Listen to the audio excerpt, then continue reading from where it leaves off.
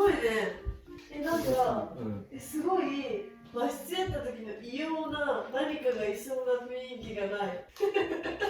怖い空気が醸し出されそうって和室の時に。ちょっとね、お化けですよ。それがないよね、全く。明るいんだった？明るい。いい感じだね。文句なし？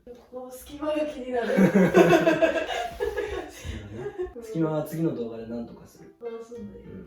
他はいい感じ？いい感じよ。おそう。なんかカフェって感じ。イエーイ。カフェってかどっちかっていうと焼肉屋さんの個室って感じする。